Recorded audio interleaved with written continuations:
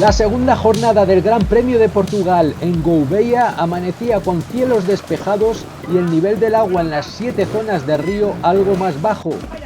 Durante la tarde del sábado, la organización realizó pequeños cambios en 5 secciones y en esta ocasión las penalizaciones fueron menos abultadas.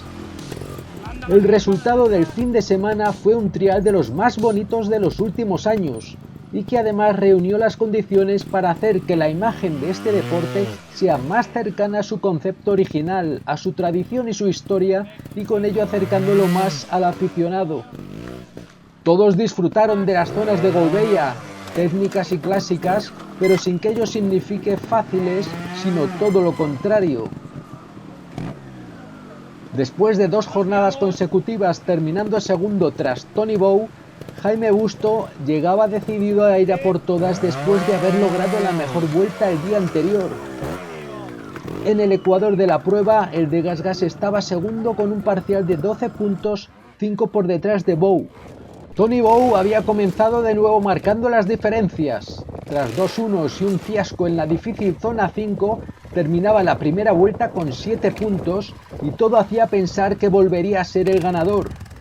En el segundo giro mantenía el ritmo, pero volvía a cometer un fiasco, esta vez en la zona 7, para repetir la misma puntuación y completar el día con 14.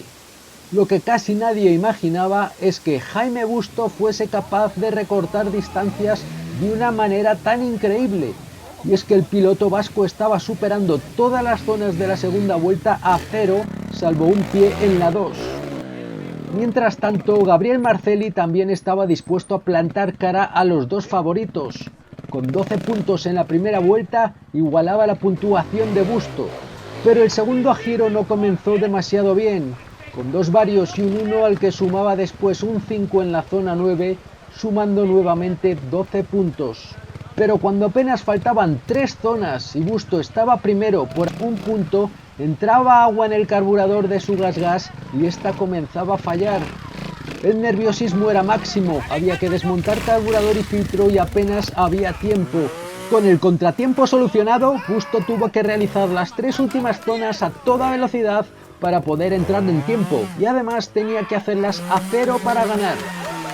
Y eso es exactamente lo que hizo, concluyendo la segunda vuelta con un punto y el trial con 13, por lo que se alzaba con su segunda victoria en un final de infarto. Bow era segundo con 14 y Marcelli tercero con 24. Adam Ragara cuarto, seguido de Gratarola, Gelabert, Fajardo, Casales y Petrella. La verdad que ha sido un día bastante largo, hemos empezado bastante bien, pero todos muy cerca de puntos. Cometió un error bastante grande en la primera vuelta en una zona, un 5 muy tonto. La segunda vuelta salió tope a que saliese, a ver qué salía. He hecho una muy buena segunda vuelta. Hasta la zona 9 he tenido un poco de problemas con la moto, ha entrado un poco de agua, pero bueno, lo hemos podido solucionar a tiempo. Tengo que hacer las últimas 3 zonas súper rápido, pero bueno, muy contento. En la categoría Trial GP Féminas, la defensora del título mundial, Emma Bristow, se sentía cómoda tras vencer el sábado y en un terreno que le era más familiar. Partía confiada para estar delante y controlar los nervios. Faltaría, ya que posiblemente habría otra apretadísima lucha directa con su principal contendiente, la española Berta Bellán. La británica de Serco se colocaba líder con 3 puntos tras el primer giro, habiendo fallado con un 2 en la zona 3 y un 1 en la 7, pero Abellán seguía acechando.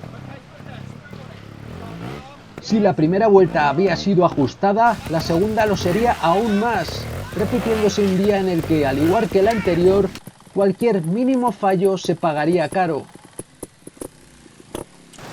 Berta había hecho una buena primera vuelta con un 2 y 3 unos que sumaban un parcial de 7, 2 más que la británica. En la segunda comenzaba recuperando algunos puntos, pero fallaba con un 2 en la zona 6. Mientras, el resto de participantes quedaba cada vez más lejos del dúo de cabeza, cargándose con elevadas puntuaciones. La lucha por la tercera posición del podio estaba muy apretada, pero muy lejos de las 2 pilotos de cabeza.